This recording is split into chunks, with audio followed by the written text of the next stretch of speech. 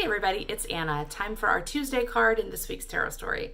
Today we have one of two major arcana cards this week. The major arcana cards always carry with them an important life lesson, which not only speaks to where we are right now, but if we integrate it, it gives us support for the rest of our lives. So it's always really nice when a major arcana card shows up for us. Today's card is the High Priestess.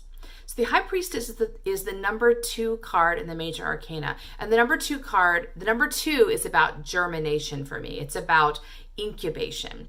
It's about pregnancy, right? So there's this idea that the High Priestess guards the unconscious. She guards what is happening below ground.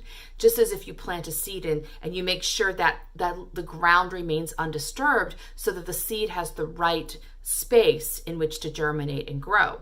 So she sits in front of a veil here, which represents her guarding the what separates the conscious from the unconscious. The reason she does that is because we don't want to interfere. She doesn't want us to interfere, our activity and our agendas and our ideas to interfere what is happening essentially in mystery.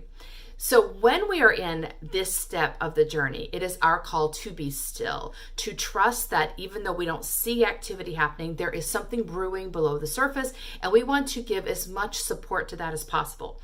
This is a passive step in the major arcana and the spiritual journey. So you have active steps and passive steps. This is a passive step. This means it is not time to take action. We are not going to make something happen right now. We are letting something happen in the resting period. The rests in the spiritual journey are just as important as the action steps. If you fail to take the rest, you do endanger your ability to progress in the spiritual journey. So yesterday's card was the Queen of Pentacles reversed. And I talked about how that card might suggest that we are called to turn the motherly, loving, nurturing, abundant energy of the Queen of Pentacles to ourselves. Don't serve other people, but serve ourselves with it. And this feels like an outgrowth of that message. So in this step, we are called to be still, be patient, take care of ourselves meticulously, follow all of our intuitive leadings, because we trust that they are all about supporting this new life that is growing within us. It's just like if you were a woman pregnant with a child and you decided you wanted to eat pickles and ice cream. You don't question why you want pickles and ice cream. You just get it. That's what this is about. You're very cognizant that your inner life is doing something really important, and you serve it in any way you can. So consider how to fulfill this lesson for yourself today, and I'll see you tomorrow for our next card. Bye.